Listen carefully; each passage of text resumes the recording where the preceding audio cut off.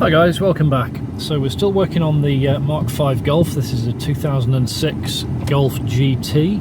Now the battery has been completely flat for the last few months. A whole bunch of diagnostic trouble codes came up as a result of that. I've cleared all of those out. There's only two that remain, one of which relates to the steering angle sensor.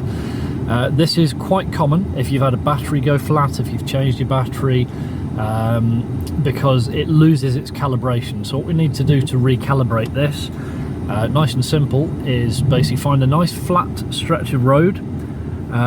We need to go no more than 20 kilometers an hour, and just a side note on that, if you've got an ABS light on, it could well be that one of your wheels is reporting to the engine management system that it's doing more than 20 kilometers an hour, and that can invalidate this calibration.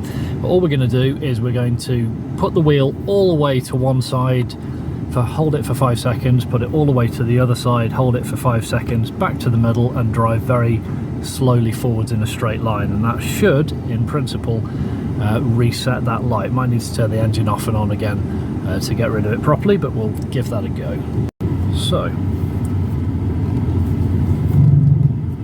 all the way one way, hold it for 5 seconds.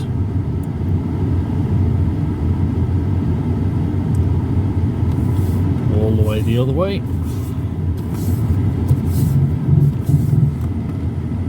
Hold it for 5 seconds.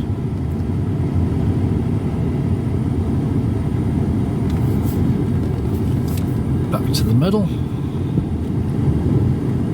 And now I drive very slowly forwards. And then when you switch her on again, there it goes. Simple as that. So the only problem with this car was that the battery had gone flat and it had forgotten where the extremes of movement were on the steering wheel. Nice one. Right, off for the MOT. Thanks very much for watching, guys. Take it easy. I'll see you next time. Cheers.